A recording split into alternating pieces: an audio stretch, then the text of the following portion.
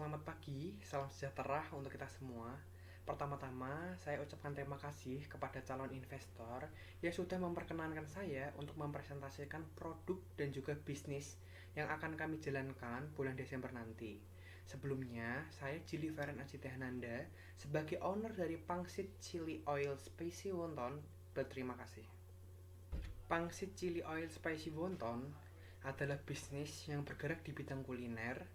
Bisnis ini akan dimulai pada bulan Desember 2023 mendatang. Bisnis ini, seperti namanya, merupakan bisnis yang menjual produk berupa pangsit, salah satu jenis dumpling dengan isian daging ayam, udang, maupun sayur yang ada di dalamnya. Nah, dari semua produk tersebut, ini merupakan makanan yang berasal dari Asia, yang disesuaikan juga dengan lidah orang Indonesia. Lalu sekarang kita masuk ke dalam latar belakang pemilihan produk. Nah, jadi kami berangkat dari problem statement atau permasalahan yang terjadi di lingkungan kita. Nah, jadi masalah yang terjadi yaitu kurangnya produk olahan pangsit dengan harga yang ekonomis, tetapi memiliki rasa yang enak dan dalam porsi yang pas. Tidak terlalu sedikit dan tidak terlalu banyak dalam satu porsi. Lalu solusi apa yang bisa kami berikan? Jadi yang pertama, kami bisa memberikan pangsit dengan rasa dan kualitas yang terbaik pastinya, yaitu dibuat dengan bahan yang fresh. Satu porsi mendapat 10 pangsit dengan ukuran yang sedang. Dijual dengan harga terjangkau, serta memiliki dua pilihan saus, yaitu chili saus dan juga saus lada hitam.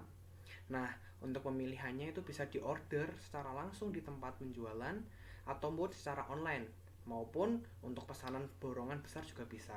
Dilengkapi juga dengan kemasan kertas sehingga pastinya terlihat bersih dan juga rapi. Sekarang kita masuk ke gambaran dan komponen produk. Nah, dari gambaran produk tersendiri terlebih dahulu, yaitu kami akan menjual dua jenis pilihan isian, yaitu pangsit ayam dan juga pangsit udang. Serta yang udah kami jelaskan di awal, memiliki dua pilihan saus, yaitu ada chili saus dan juga ada saus lada hitam. Pangsit dengan harga terjangkau ini memiliki kualitas makanan yang baik. Dalam satu porsinya, pangsit bisa memuaskan karena porsinya yang pas dan kaya akan gizi. Lalu dari komponen produknya yaitu berisi ayam, udang, sawi putih. Pilihan sausnya ada dua, tadi chili saus dan juga saus lada hitam. Ada cabai rawit, cabai kering, bawang putih, bawang merah, saus tomat, saus sambal, tepung maizena, cuka, garam, gula, pasir, dan penyedap. Dan tentunya ada air, seperti itu.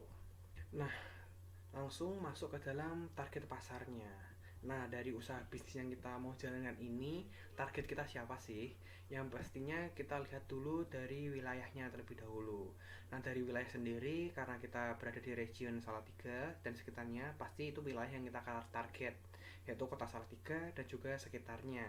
Lalu untuk usianya sendiri, kami mentargetkan orang yang berusia, masyarakat yang berusia 15-50 tahun. Lalu untuk gender sendiri yaitu all gender, bisa perempuan, bisa laki-laki, dan selanjutnya yaitu ada profesi. Profesi yang kita target yaitu tentunya ada siswa, mahasiswa, dan pegawai. Karena kenapa kita targetkan hal tersebut? Karena siswa dan mahasiswa itu adalah jumlah masyarakat yang memenuhi populasi dari Salatiga, seperti itu. Sekarang kita masuk ke dalam analisis SWOT. Analisis SWOT yang pertama yaitu ada strength, yaitu kekuatan, yaitu kita PD terhadap rasa yang enak dan cenderung merupakan tipe makanan yang disukai oleh banyak orang. Memiliki pilihan menu pangsit, udang, ayam, serta dapat dikembangkan lagi nanti ke depannya dalam pilihan protein maupun sayur yang akan dipakai. Lalu memiliki pilihan saus, ada chili saus dan juga lada hitam. Harganya terjangkau, cocok untuk siswa, mahasiswa maupun pegawai. Kemasan yang membuat makanan mudah dimakan di mana saja, mudah dipesan, dijual dengan porsi yang pas, dan dapat dijual untuk frozen. Lalu dari kelemahan kita atau dari weaknessnya, pastinya kita memiliki kelemahan yaitu tidak untuk semua kalangan. Misalnya anak kecil sehingga kurang cocok dengan makanan asam pedas, orang yang tidak bisa makan makanan olahan. Lalu yang ketiga ada opportunities, yaitu karena banyaknya minat terhadap makanan fusion Asians saat ini, khususnya makanan jenis dumpling, maka pangsa pasar cukup besar. Lalu ada mekanisme memaksimalkan promosi dengan media sosial, lalu bergabung dengan aplikasi layanan online seperti GoFood, GrabFood, dan juga Shopee Food, lalu memasarkan di bazar-bazar kampus maupun sekolahan. Lalu yang keempat atau yang terakhir yaitu ancaman. Kami memiliki ancaman yaitu dari harga bahan baku dan biaya variabelnya yang tidak pasti terjadi secara tetap, diprediksi berfluktuasi pastinya, atau harga bisa tiba-tiba naik. Pesaing di luar sana yang menjual produk atau pangsit dimsum yang lainnya, yaitu terus adanya mindset bahwa makanan dimsum seperti pangsit itu tidak sehat dan sedikit porsinya. Selanjutnya kita masuk ke dalam harga pokok produksinya, yang dimana kita menganggarkan harga pokok produksinya itu berdasarkan 10 porsi, tetapi kami juga memperhitungkan satu porsinya seperti yang sudah tertera di PowerPoint berikut.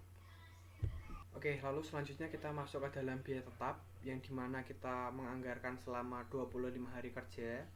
Lalu dari biaya tetap tersebut meliputi dari utilitas dan penyusutan peralatan yang diasumsikan adalah 42.092 dibagi dengan minimal porsi yang kita targetkan yaitu 45 porsi, lalu didapatkan hasil sebesar Rp936.